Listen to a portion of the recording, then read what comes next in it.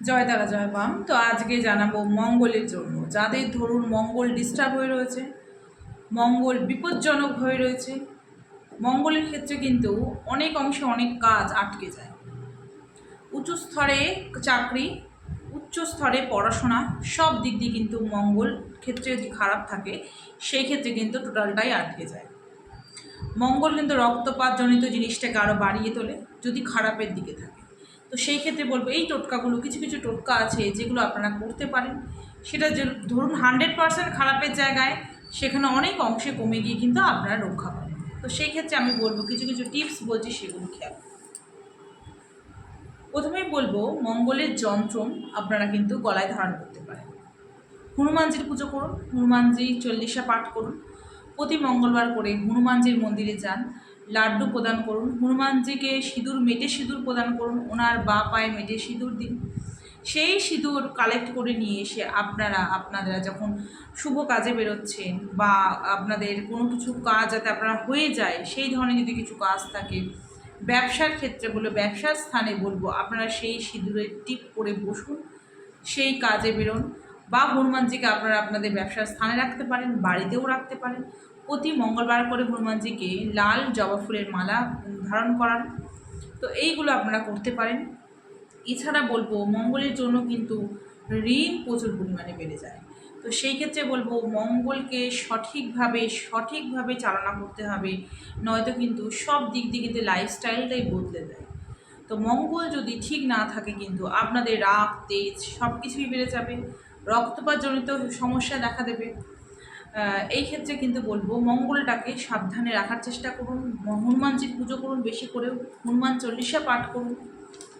হরিবংশ পুরাণ অনুসারে জাতক জাতিকা যাদেরই মঙ্গল ডিস্টার্ব হয়ে রয়েছে, মহারুদ্র ও অতিরুদ্র যজ্ঞ অবশ্যই করান। যাদের পক্ষে সম্ভব তারা কিন্তু অবশ্যই হোমযজ্ঞ করান মঙ্গলের ক্ষেত্রে।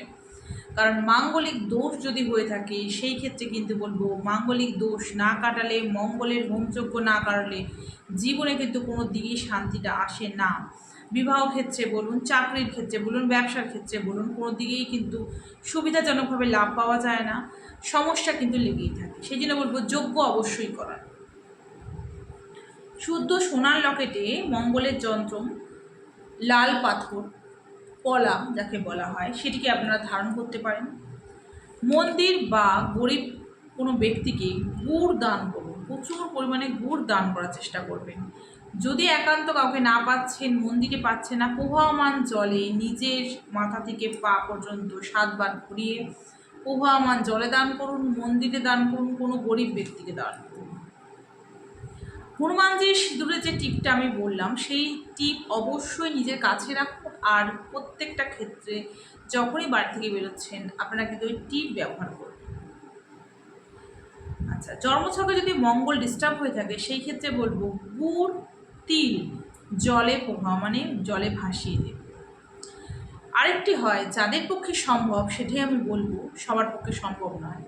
আপনার ওজনের গুড় আর তিল যদি আপনার পক্ষে সম্ভব হয়, আপনি মন্দিরে দান করুন, কোনো গরিব ব্যক্তিকে দান করুন, বা প্রবাহমান জলে দান করুন। সম্ভব হলে করবেন, নয়তো অল্প খানিকটা পরিমাণ করতে পারেন। মঙ্গলে ব্রত রাখার চেষ্টা করুন, প্রতি মঙ্গলবার ব্রত রাখুন, নিরামিষ আহার করুন, দেখবেন সেই ক্ষেত্রে অনেক অংশে মঙ্গলের দিকটা কিন্তু স্ট্রং হবে। লাল ফুল দিয়ে কিন্তু আপনারা হনুমানজির পুজো করুন। আর তুলসীদাস রামায়ণের সুন্দর কাণ্ডের পাঠ করুন, গৌরীর পুজো করুন, মঙ্গলের পুজো করুন। মুসুর ডাল, লাল বলা, মধু আর সিঁদুর দান করুন, বা প্রবাহমান জলে দান করতে পারেন।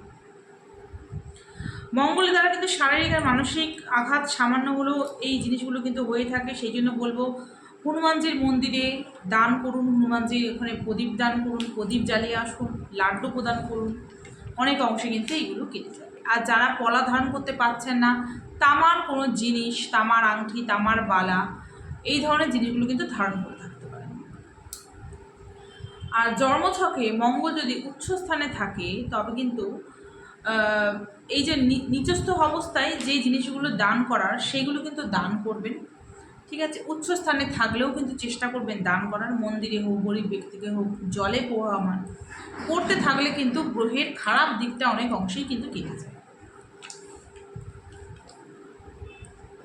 যদি মঙ্গলের কারণে অত্যধিক ঋণগ্রস্ত হয়ে পড়েন, সেই ক্ষেত্রে বলবো ঋণ মোচন মঙ্গল স্তোত্রম পাঠ করুন।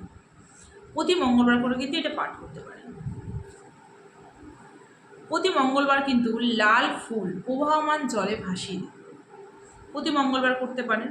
নিজের মনস্কামনা জানিয়ে, নিজের খারাপ জিনিসটা জানিয়ে, যে আমার এই জিনিসটা খারাপ হচ্ছে সেটিকে জানিয়ে প্রবাহমান জলে ভাসিয়ে দিন।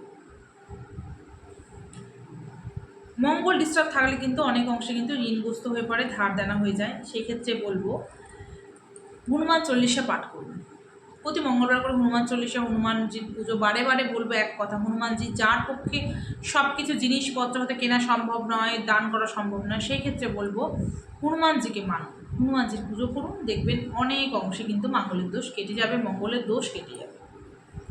প্রতিদিন তুলসী গাছে জল ঢালুন।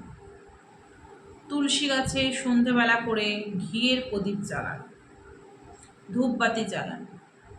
এতে কিন্তু অনেক অংশে মঙ্গলের খারাপ দৃষ্টি, খারাপ গোচর কিন্তু কেটে যায়।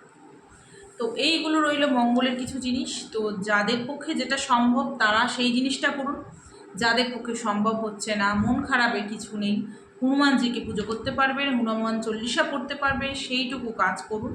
দেখবেন অনেক অংশে অনেক খারাপ জিনিস কেটে যাবে, ভালো জিনিস আসবে।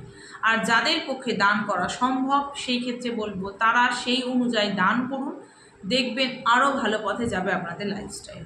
তো এটা করুন, নিশ্চয়ই উপকার পাবেন। জয় মাতা।